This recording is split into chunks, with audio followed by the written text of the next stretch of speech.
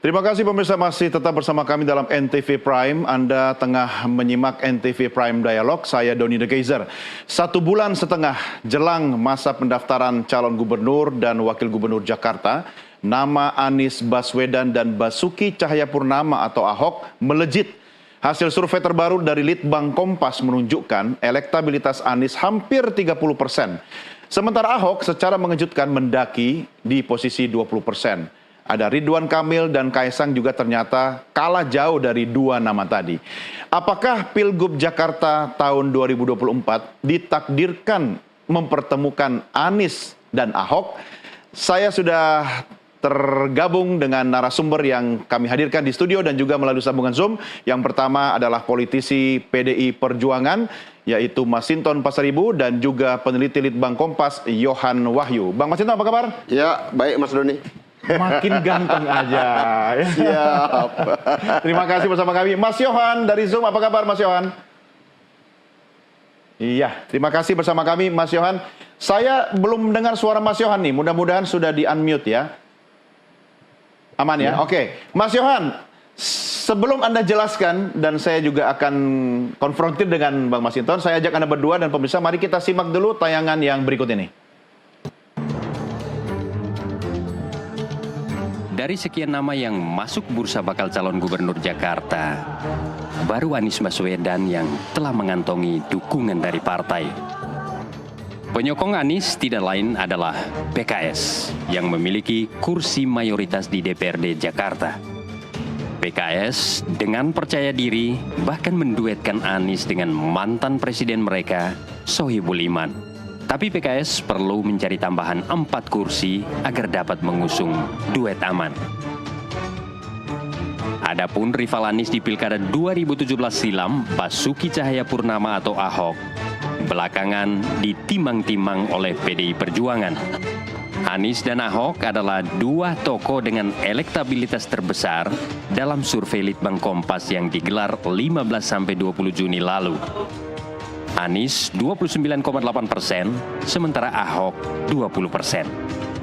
Ridwan Kamil yang ditarik-tarik untuk maju di Pilgub Jakarta cuma meraih 8,5%.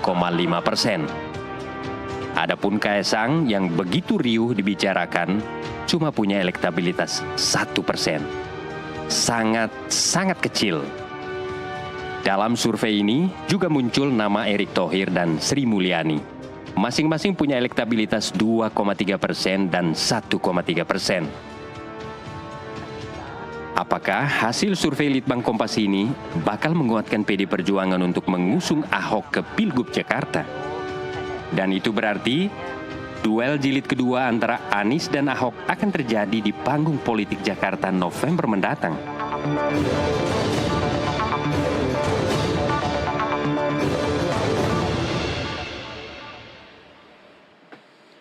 Ya, langsung kita tanya kepada penelitinya, ya, Mas Yohan lah yang bertanggung jawab untuk menjelaskan kepada kita semua. Silakan Mas Yohan, bagaimana cara menyampaikan kepada publik hasil ini?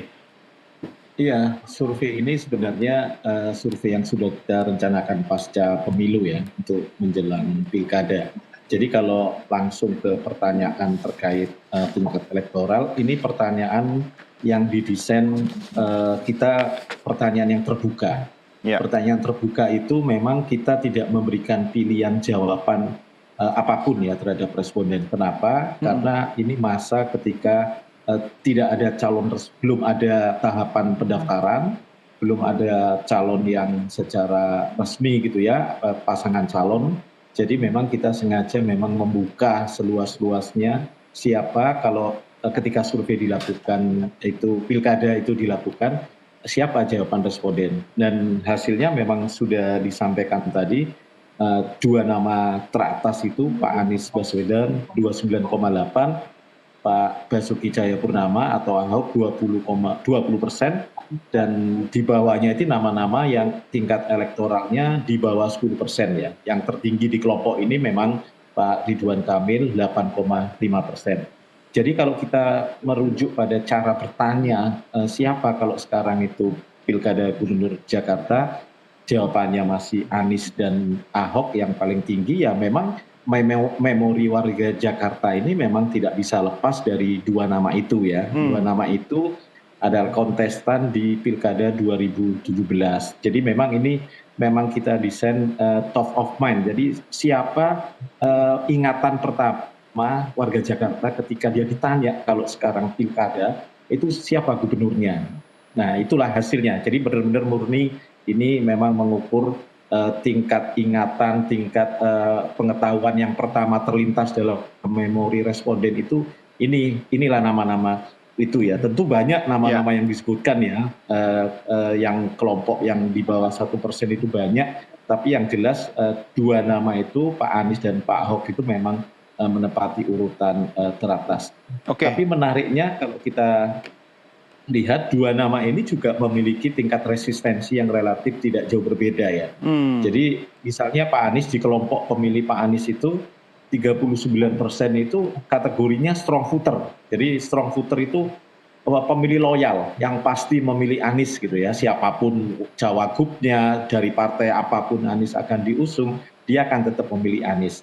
Tapi Pak Anies ini juga punya potensi swing voter ya. Sepertiga lainnya itu swing voter. Artinya ya masih mempertimbangkan lah Anies ya. Bisa saja Anies, bisa saja tidak gitu ya. Tapi menariknya juga 17,3% ini yang resisten. Tidak mau Anies jadi gubernur gitu ya di kelompok pemilih gitu ya. Nah ini agak sama dengan yang terjadi di Pak Ahok. Jadi Pak Ahok itu juga relatif punya pemilih loyalnya. Dan komposisinya tidak jauh berbeda dengan Pak Anies, sepertiga itu, 34,5 itu strong voter pada Pak Ahok, ya pemilih Pak Ahok ya.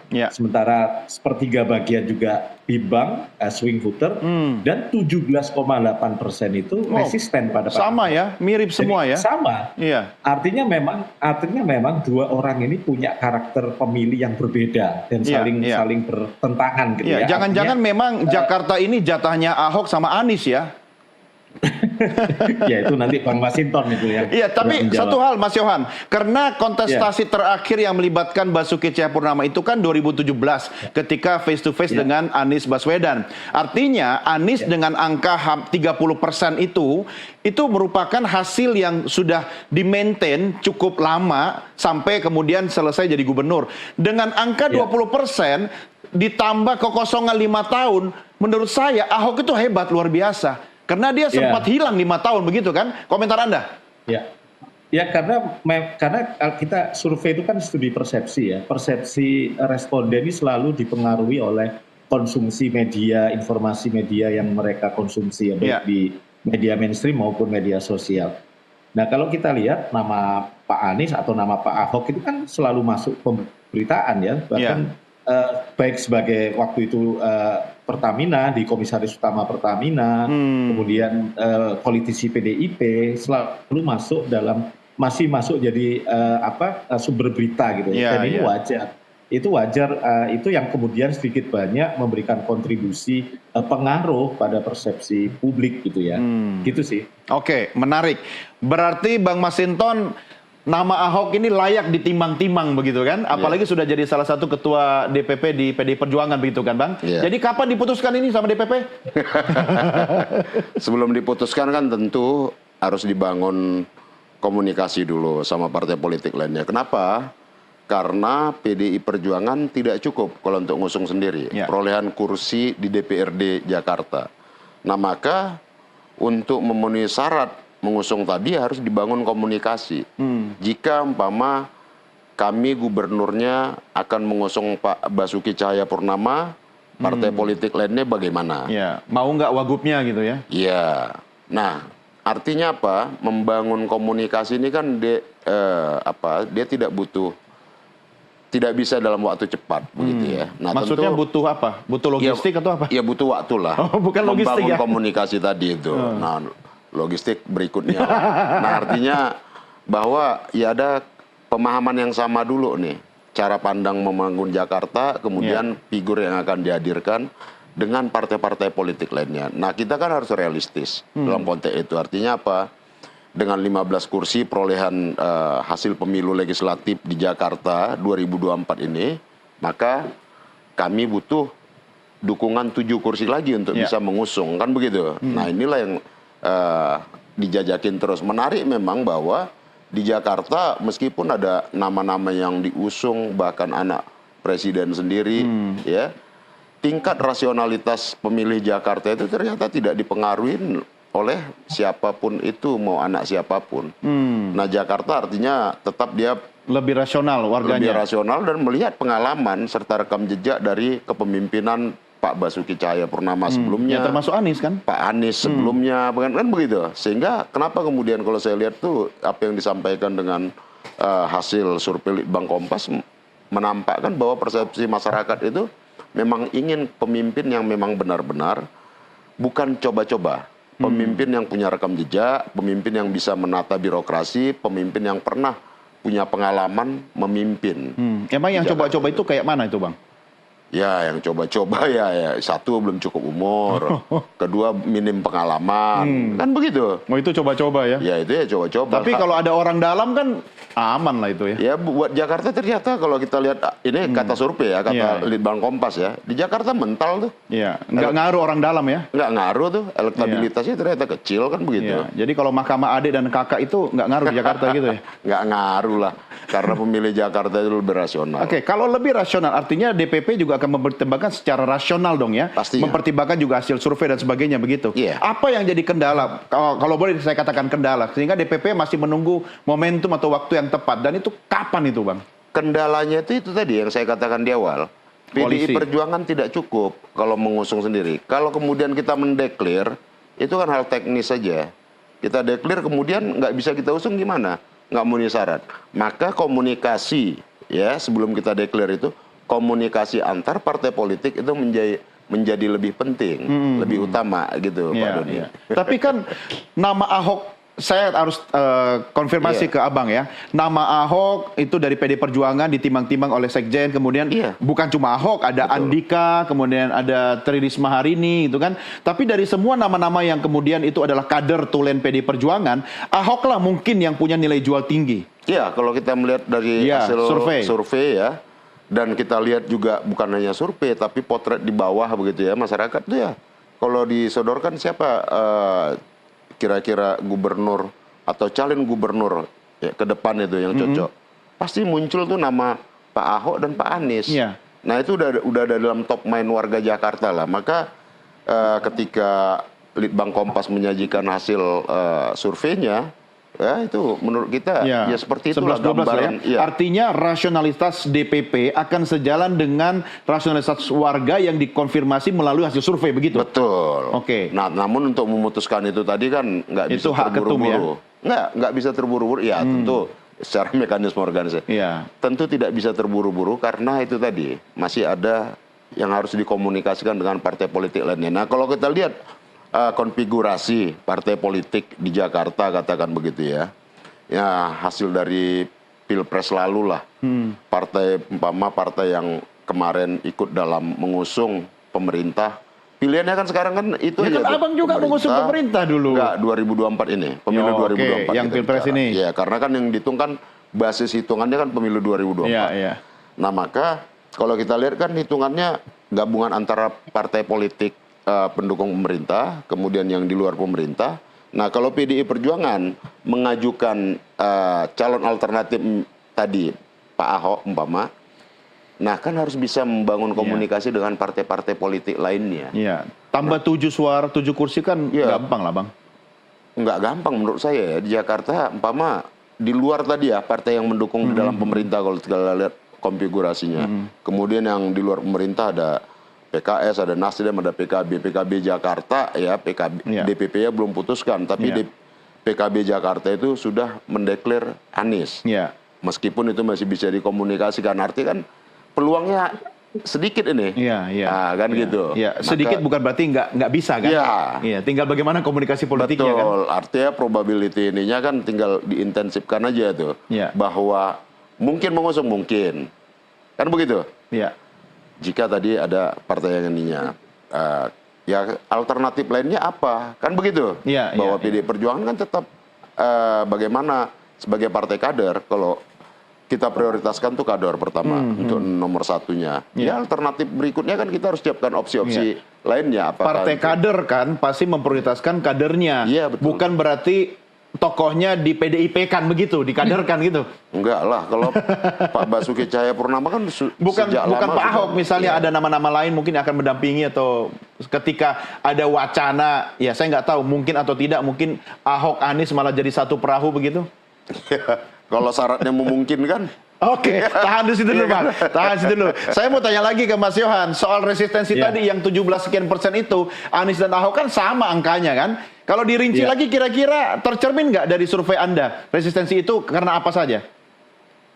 Iya, kalau kita lihat sebenarnya ketika dua orang ini masuk dalam satu panggung kontestasi ya, sebenarnya salah satunya pasti akan menghadapi keduanya sama-sama akan menghadapi resistensi. Jadi kalau kita lihat resistensi Anies itu memang sebagian besar bersumber dari pemilih Ahok. Hal yang sama, pemilih Ahok itu resisten terhadap Anies. Jadi kalau kita lihat memori persaingan 2017 ya, yang kemudian dibalut diwarnai isu politisasi agama, Iya, SARA, politik identitas, gitu ya. Itu politik identitas itu sedikit banyak memang menjadi memori yang mungkin tidak nyaman gitu ya bagi warga Ya, Jakarta. artinya Nah, ini Anies dan tentu Ahok sulit untuk berpasangan ya. dari segi regulasi kalau kita lihat di Undang-Undang khusus Jakarta ya, itu kan juga ada pasal kemarin KPU Jakarta mengingatkan bahwa itu tidak memungkinkan kalau regulasi itu masih berlaku karena mantan gubernur itu dilarang Ya. maju sebagai calon wakil gubernur. Keduanya ini kan sama-sama Iya. mantan gubernur Jakarta. Dari segi regulasi itu tidak memungkinkan. Iya. Dari segi sosial kultural pemilihnya ini juga Iya. seperti halnya air dan minyak gitu. Apalagi ya. dari Jadi sisi susah chemistry ya. Tidak digabung.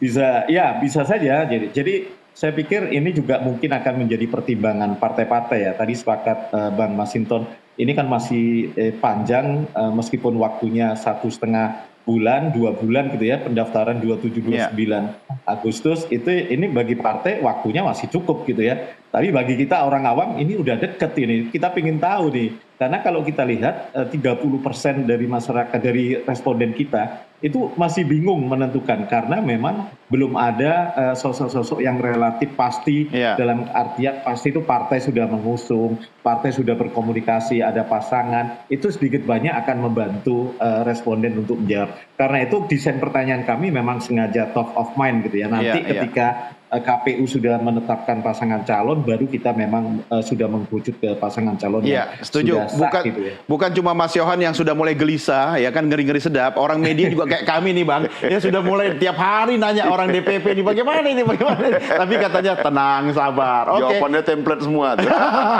Kalau gitu kita tenang dan sabar dulu, kita rehat dulu, kita lanjutkan di segmen berikutnya. Pemirsa, kami segera kembali sesaat lagi.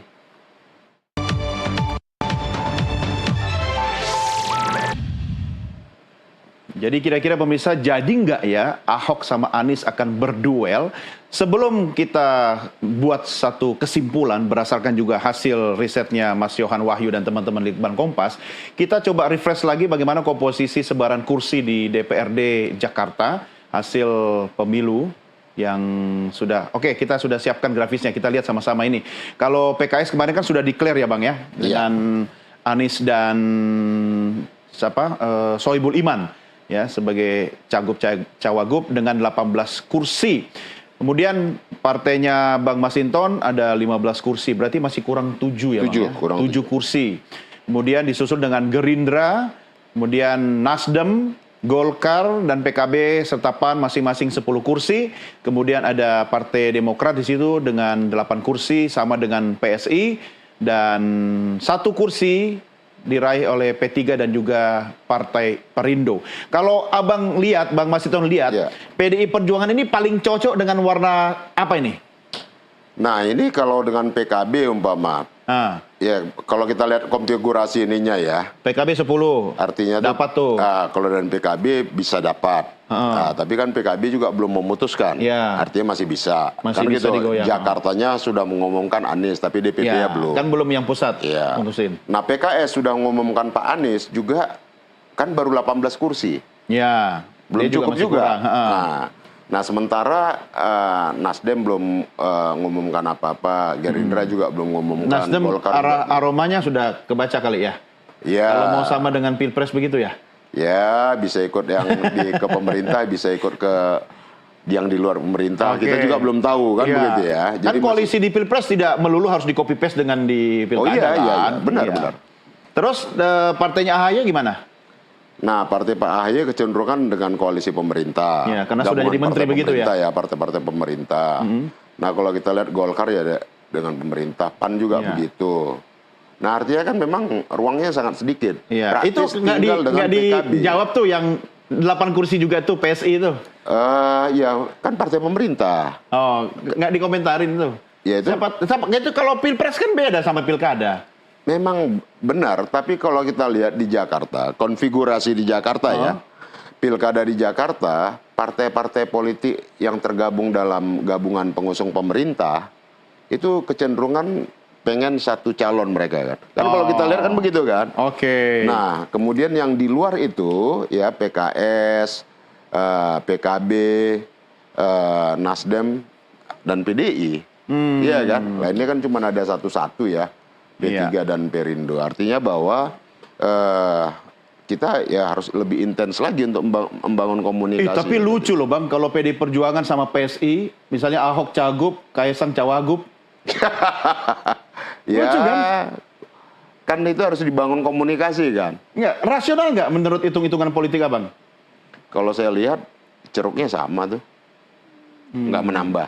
Tadi kalau untuk menang ya. Oke. Kita bicarakan untuk menang. Oke, tahan dulu soal itu tadi ya, karena sudah bergabung juga bersama kita ada analis politik Hendry Satrio dan juga Prof. Ikrar Nusa Bakti. Selamat malam Mas Hendry, Prof. Ikrar, apa kabar?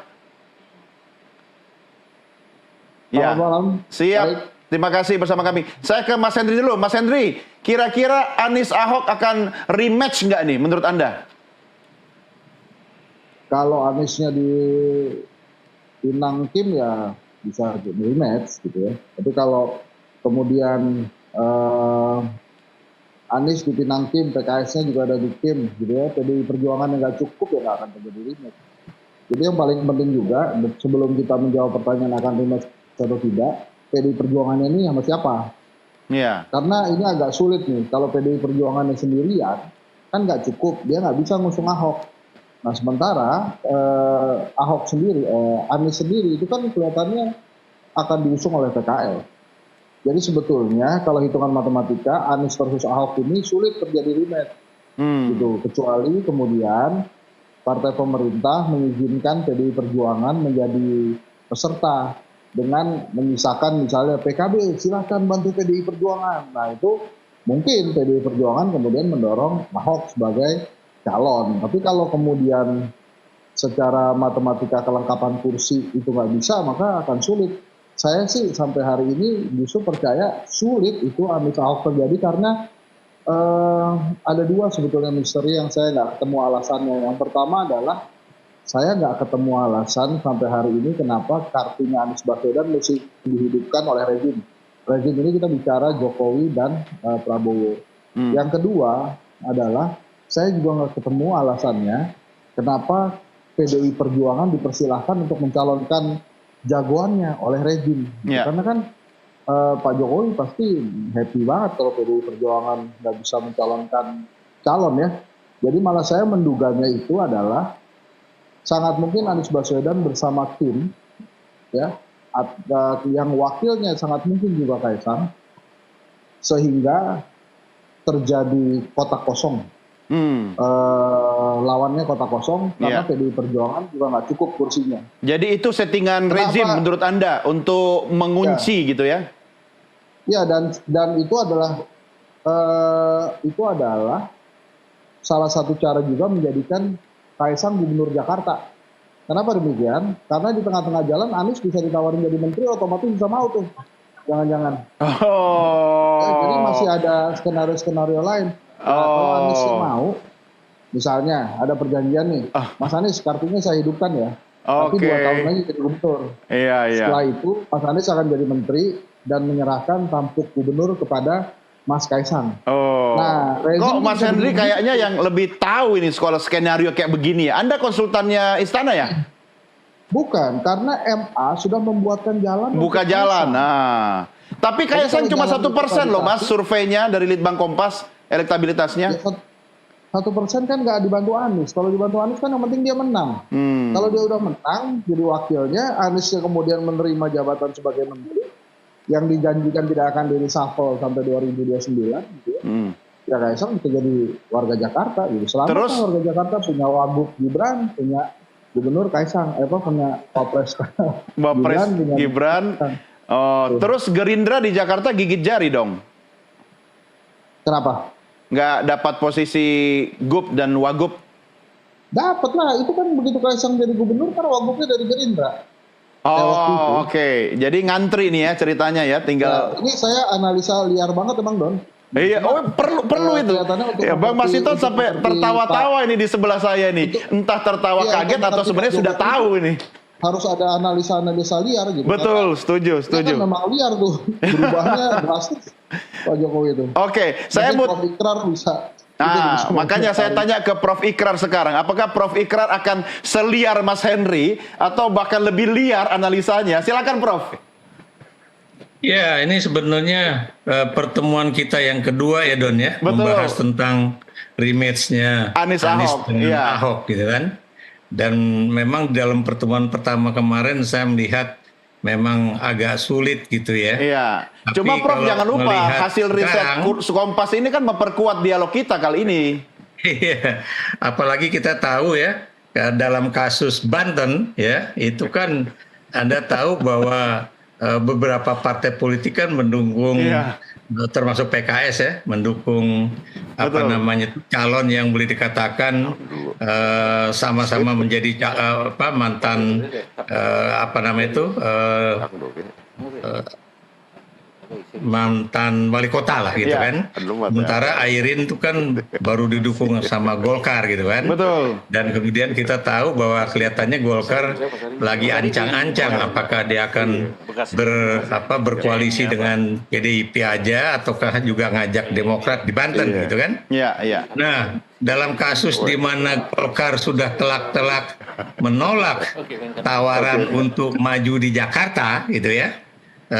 Maksud saya memajukan Ridwan Kamil ke Jakarta, malah dia nawarin Yusuf Hamka di situ gitu Iya, kan. iya. Bukan Kabah ya. mustahil Golkar juga akan ngelirik juga kali ya. Oh. Mungkin nggak kalau kemudian kita juga berkoalisi dengan PDIP untuk mendukung Ahok dengan siapa gitu kan calon Iya, dari iya. Partai Golkar gitu kan. Ya saya juga agak liar juga ya, sama dengan Henry. Kalau ngelihat kayak begitu dan memang kansnya itu juga hampir-hampir mirip ya Iya. antara kans Anies dengan kans Ahok untuk maju di Jakarta ya. Karena dari hasil Litbang Kompas ini kan Anies cuma 29,8%. Iya. Masa cuma Ahok Prof?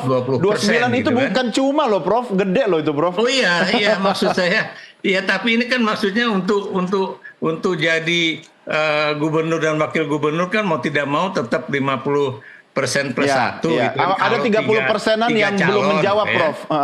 Kenapa? Ada 30%-an kurang lebih yang belum menjawab.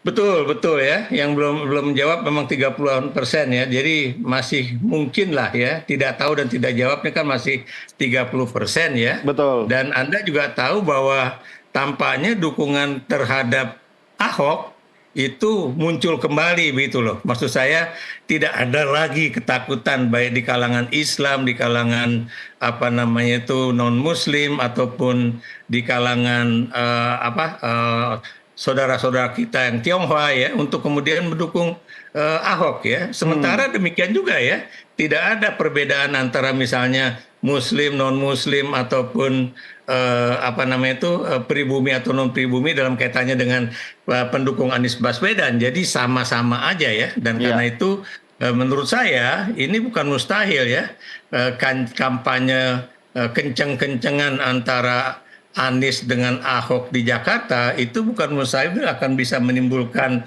apa yang disebut Anda sebagai revenge antara Rematch, ya, iya. Anies dan Ahok tahun 2017 yang lalu ya. Iya. Dan tentunya untuk tahun 2024 ini situasinya jauh lebih cair ya. Apalagi saya sudah pernah mengatakan juga kepada Anda Don ya, Iya. bahwa orang-orang yang dulu mendukung 212 itu tidak sedikit yang kemudian sekarang juga berusaha untuk dekat dengan PDIP ya. Iya. Walaupun Bu Masinton tidak ikut di dalam pertemuan itu ya, tapi apa namanya, saya termasuk orang yang diundang gitu kan di dalam pertemuan itu, dan saya kaget dulu kok pesertanya kok teman-teman yang dulu sudah sering cair ribut ya sama Prof saya ya, gitu kan. karena zamannya Kenapa? sudah berubah ya, jadi Betul, waktu zaman bisa udah berubah mencairkan dan kekakuan. juga, Anda tahu ya, karena kita juga semuanya sedang concern gitu kan. Iya. Apa yang akan terjadi di Jakarta ataupun di Semarang ataupun di berbagai wilayah ya, termasuk juga di Sumatera Utara ya. Kalau kebenaran Jokowi itu masih benar-benar menginginkan agar anak dan mantunya itu bisa menang gitu kan, Iya. di berbagai wilayah ya, khususnya Sumatera Utara dan Jakarta. Oke. Tapi kalau saya lihat dari posisi Golkar ya, lagi-lagi saya kenapa saya ambil Golkar, karena Golkar itu adalah partai yang dari awal ya, sejak Mei itu ditawar-tawari supaya udahlah itu apa namanya, calon Anda di Jawa Barat masuklah ke Jakarta, sementara Golkar tahu persis, iya kalau gue masuk Jakarta ntar lo ambil Jawa Barat kan gitu kan. Jadi hitung-hitungan politiknya udah seperti itu. Makanya saya lihat ya, itu tampaknya Erlangga Hartarto kemarin ya, ketika bicara di depan stasiun televisi dan mengatakan bahwa Kaisang nanti akan di apa namanya itu dijodohkan dengan Yusuf Hamka gitu kan. Walaupun di medsos katanya Yusuf Hamka mengatakan innalillahi wa inna ilaihi rajiun gitu kan, tapi kan di dalam TV itu kayaknya dia manggut-manggut aja Iya, dan iya, iya. siap Panggung untuk depan dan dimajukan. panggung belakang ya Prof ya.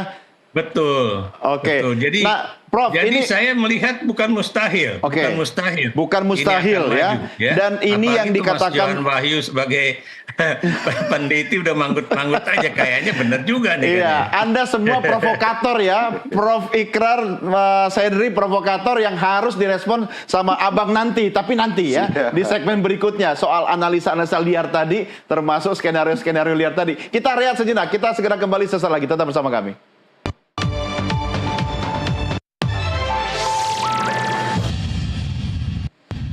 Terima kasih masih bersama kami, kita lanjutkan diskusi kita. Saya mau tanya Bang Masinton ini kan. Abang pasti ya DPP PDI Perjuangan pasti sudah mikirin dong berbagai skenario gitu kan. Tapi kalau misalnya itu menarik juga itu tadi diprovokasi Mas Hendri sama Prof Ikrar gitu kan. Misalnya 1 tahun lah kau jadi gubernur dulu ya kan, Anies gitu kan. Nanti naiklah itu ya. Menarik juga tuh. Pura-pura nggak tahu. Bisa jadi juga, iya kan? Ini kita liar-liaran lagi nih. Nah. Bisa jadi juga semua diajak, kecuali PDI. Oh. Iya kan?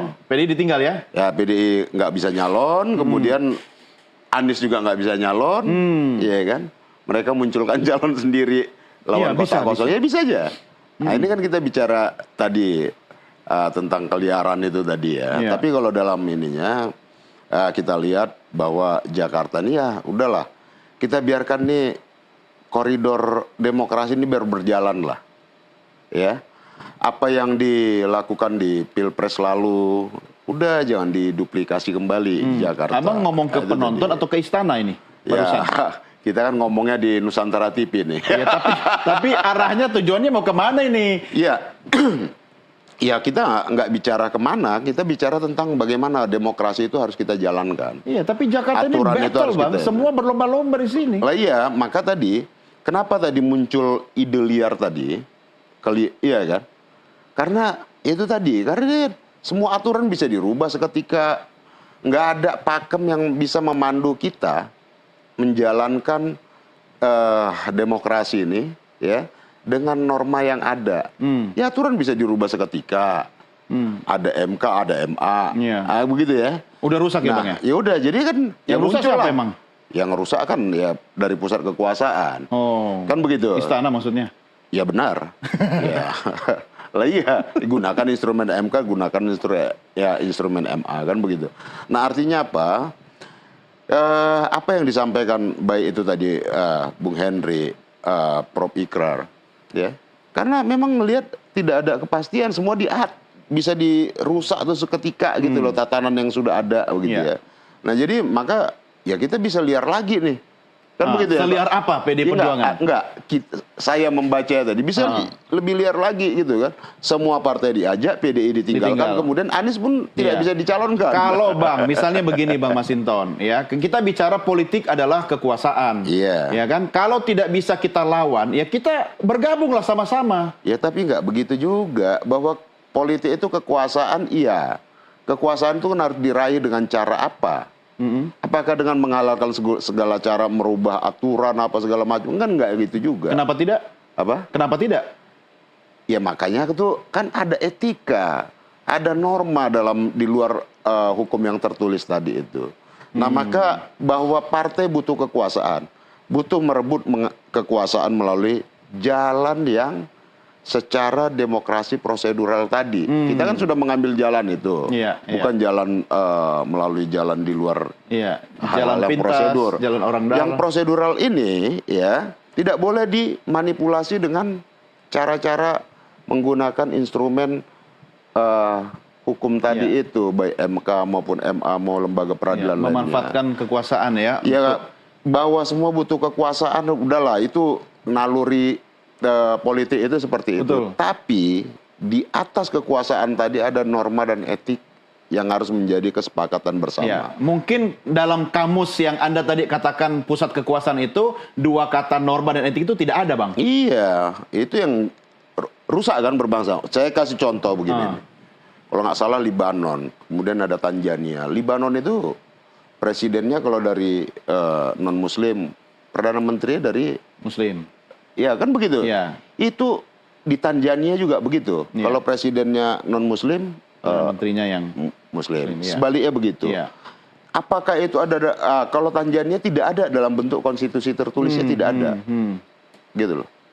Tapi meskipun itu tidak tertulis dalam konstitusi mereka, tapi mereka menjadikan itu sebagai sebuah panduan bersama. Tidak ditabrak itu, Pak. Kita yang sudah jelas-jelas tertulis aja dirubah tuh seketika. Kebijaksanaan ya. Lah iya. Ya, kebijaksanaan basisnya etik tadi. Lah gitu, iya kan? dong. Oke. Nah, jadi kalau mengelola negara seperti itu, ya tinggal, ya semua kan bilang begitu, tinggal tunggu waktu aja. Oh, ini Kan mengancam begitu, istana atau gimana? No, bukan. Saya nggak ngancam siapa-siapa. Enggak, dimanapun itu ada hukum sejarah, Pak. Sejarah berulang? Iya, kekuasaan yang jolim pasti mendatangkan perlawanan. Kapan waktunya, ya kita nggak tahu.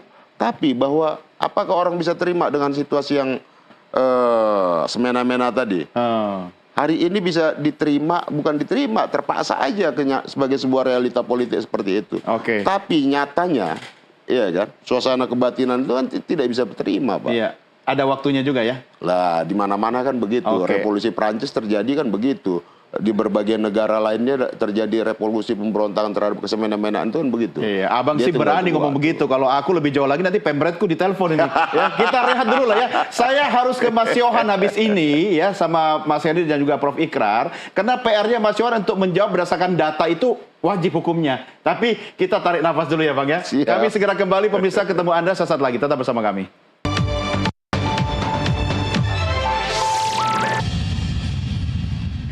Kita lanjutkan diskusi kita. Saya harus minta statementnya Mas Yohan ya. Ada dua hal Mas Yohan. Yang pertama, Anda mengomentari soal analisa dari Prof Ikrar, Mas Henry sama Bang Masinton tadi. Tapi kalau kita kaitkan dengan loyalitas warga ya berdasarkan angka-angka, dan ini bulan masih Juli, Agustus, September, Oktober, 4 bulan apapun bisa terjadi di Jakarta. Bagaimana Anda menjawabnya nih Mas Yohan? Iya, saya coba agak ini ya, mungkin agak liar juga atau begitu, agak cool ini? Tidak begitu liar maksudnya. Oke, cool ini yang cool ya. Jadi yang pertama sebenarnya kan ada dua faktor modal seseorang itu maju. Yang pertama elektabilitas, yang kedua dia juga disupport oleh otoritas gitu ya. Sementara kalau kita lihat Anies ini kan hanya berbekal elektabilitas, otoritas dia tidak punya ya. Jangan lupa isi tas juga pengaruh.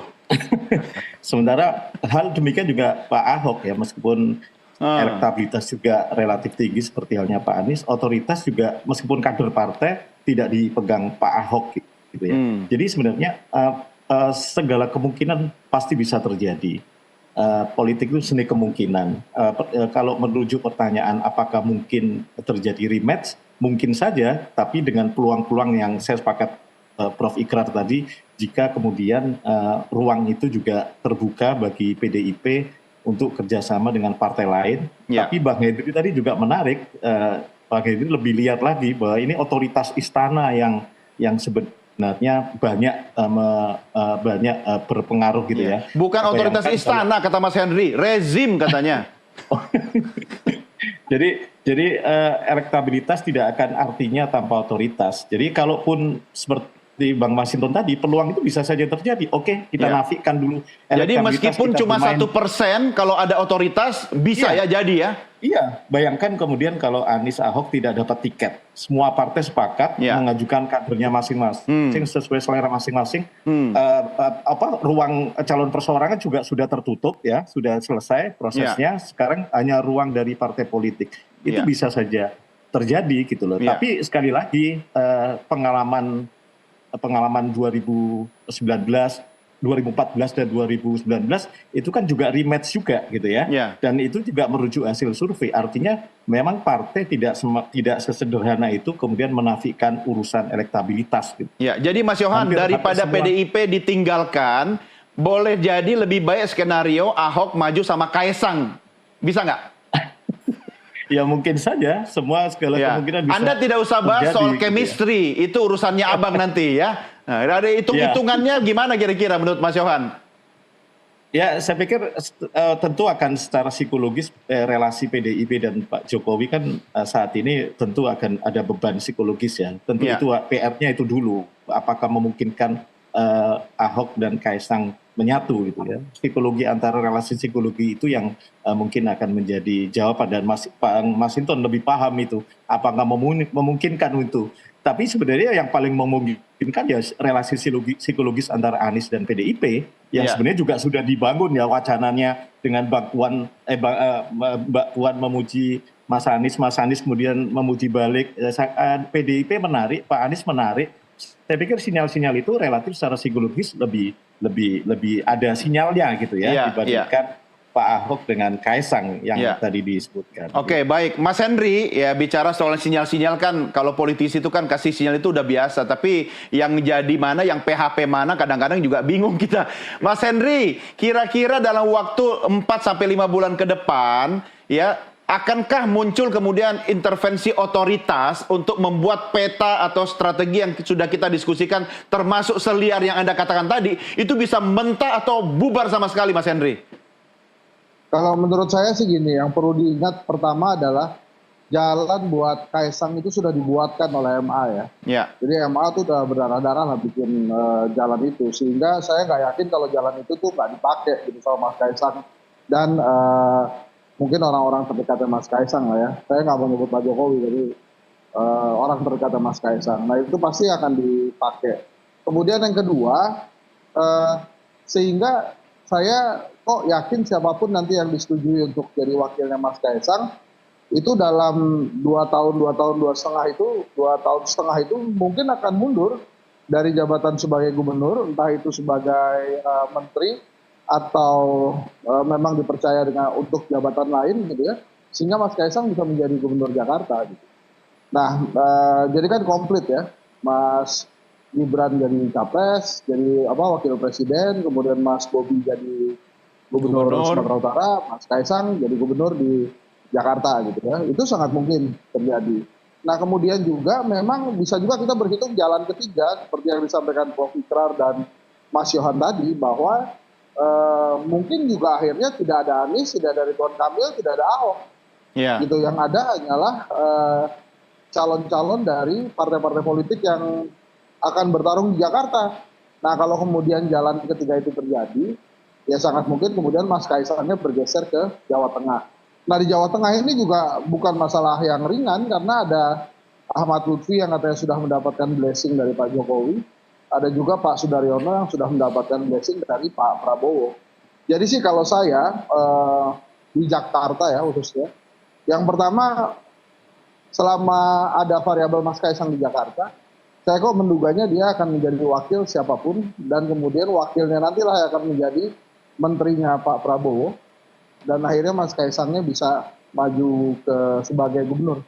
Kenapa demikian? Yaitu karena jalannya sudah dibuat oleh MA dan knowing Pak Jokowi, kita harus juga bisa berpikiran seliar Pak Jokowi itu dalam memprediksi peta perpolitikan di Indonesia saat ini. Gitu, Oke, ya ini kata Mas Henry harus berpikir seliar Pak Jokowi. Jadi analisa liarnya Mas Henry tadi itu niru Pak Jokowi ya. Kita rekam ini kata-katanya, nanti kita akan terbukti setelah pilkada kayak apa. Prof Ikrar, jangan lupa kalau pinjam istilahnya Mas Henry, rezim, nafas rezim itu kan cuma sampai Oktober. Sementara pilkada itu kan November. Bagaimana biar nafas panjang atau ada ekstensi nafas itu, Prof? Ya, saya agak berbeda ya dengan Bung Henry ya. Karena buat saya tanda-tanda apa namanya itu bulan madu antara Jokowi dengan Prabowo itu udah terlihat agak apa namanya itu kentara lah. Oke. Ya, maksud saya udah akan berakhir lah begitu. Amin, amin, Prof, amin. Amin. Ada beberapa kalimat yang saya juga udah pernah katakan di Kenapa yang Nusantara TV mengamini kalau Mas nggak salah Henry ya, bukan Bang Masinton ya?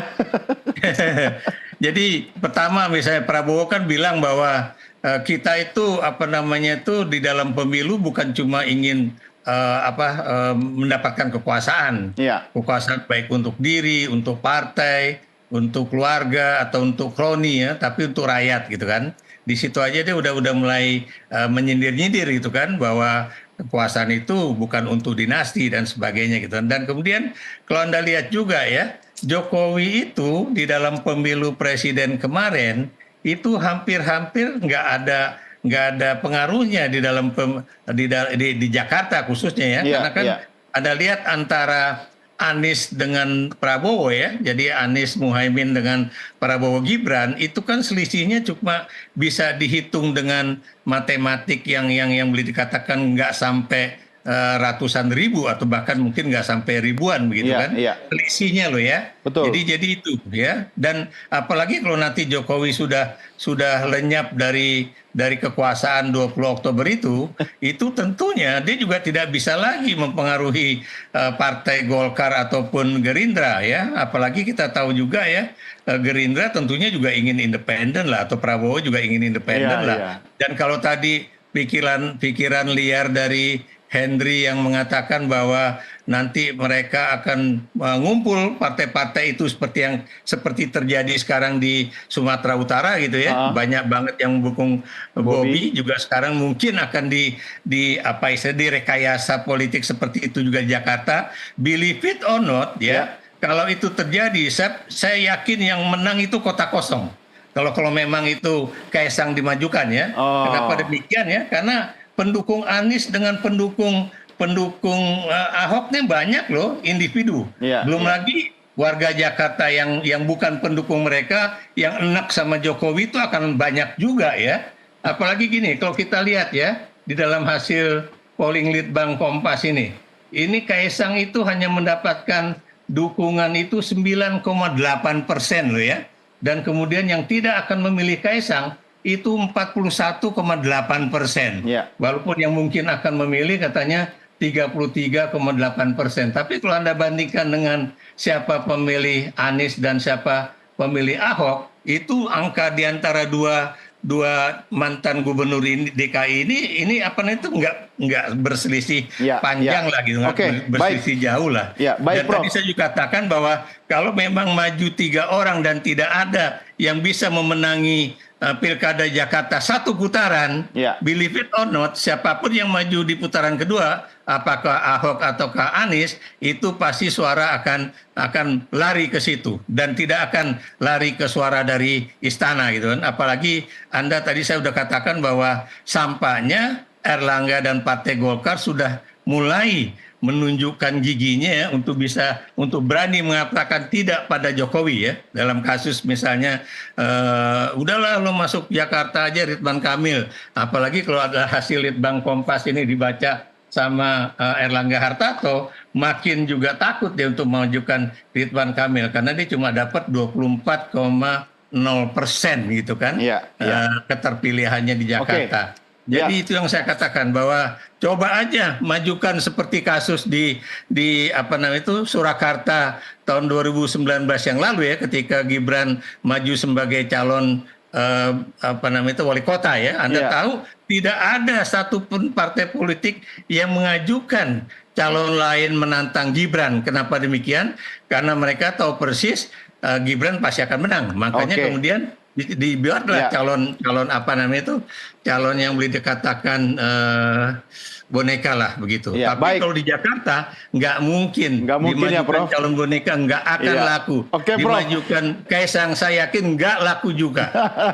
yang saya pinjam kata-kata Prof tadi adalah bulan madu akan segera berakhir. Tapi Bang, ya, kalau ngobrol sama Prof Ikrar ini belakangan ini, dia kok apa ya, nadanya tuh lebih militan loh daripada kader PDI Perjuangan loh. Iya, karena kita harus punya profesor seperti Prof Ikrar, yang beliau konsisten menyuarakan apa yang menjadi tugas dari akademisi, menyuarakan suara moral, menyuarakan kebenaran. Nah, Ya. kita harus dan, banyak dan beliau ada punya, bersama kita. Tapi sekarang kata kuncinya dari Abang nih.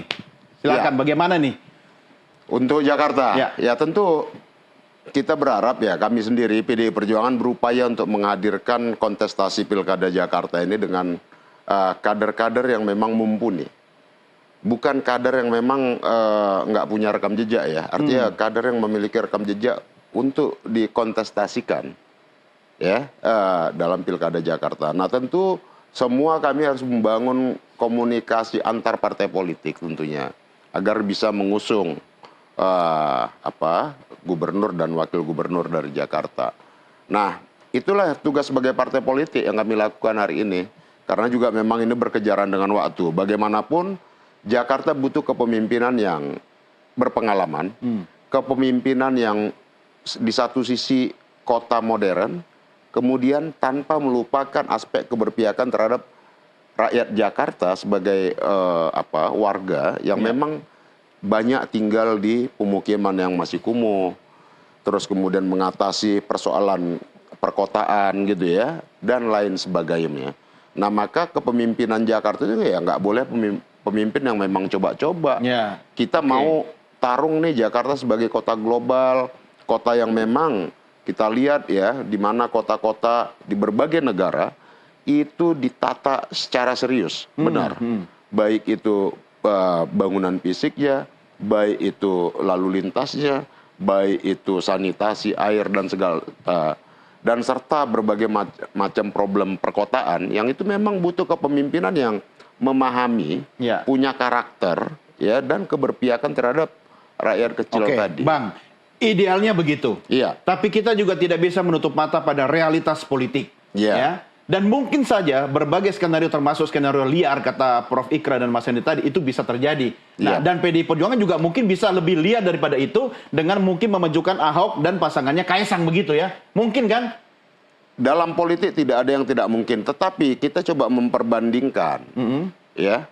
Mungkin tidak ini menang. Kan kita juga harus menghitung. Kalau ceruknya sama kan susah untuk menang. Ini kan kita bicara soal otoritas nanti ya kan. Nah, kalau itu terjadi ikhlas kan? Kalau itu menjadi keputusan, kalau kami pasti ikhlas saja. Tetapi ya sebelum ke sana ya, saya kan nggak mau berandai-andai. Ikhlas tapi ada tapinya. Loh iya, kita kan pasti mempertimbangkan dengan siapa, kan begitu ya? Ya, dengan Kaisang. Itu ceruknya sama, Pak. Kenapa sih nggak suka banget sama Kaisang? Bukan nggak suka. Ini saya bicara fakta. Bisa nanti dikonfirmasi sama Litbang Survei. Oke. Begitu loh. Kompas, ya. Litbang Kompas, survei Litbang Kompas tadi. Ini memiliki karakteristik dan ceruk yang sama di level pemilihnya. Sementara untuk menang di Jakarta itu butuh dukungan dari yang lebih besar. Oke, lagi, Bang. gitu Tapi loh, Pak. keputusan final DPP tanggal berapa? Soal nama? Kita tunggu sebelum pendaftaran KPU tutup. Kayaknya kompak semua orang DPP ya mengatakan tunggu ya. Oke, Bang Masinton. Saya tahu Prof Ikrar pengen komentar dan Mas Yohan juga pengen komentar. Tapi kita sudah nabrak durasi ini, Prof. Besok kita lanjutkan lagi ya. Terima kasih Prof Ikrar, Mas Yohan terima kasih. Hasil surveinya juga. Dan tentu Bang Masinton terima kasih sudah bersama kita. Sehat terus. Dan pemirsa, kami akhiri sampai di sini diskusi kita dalam NTV Prime Dialog. Sekaligus mengakhiri program NTV Prime untuk edisi hari ini. Atas nama seluruh rekan-rekan redaksi dan kerabat kita yang bertugas, saya Doni De Keyser berterima kasih atas kebersamaan kita. Sampai jumpa, salam Nusantara.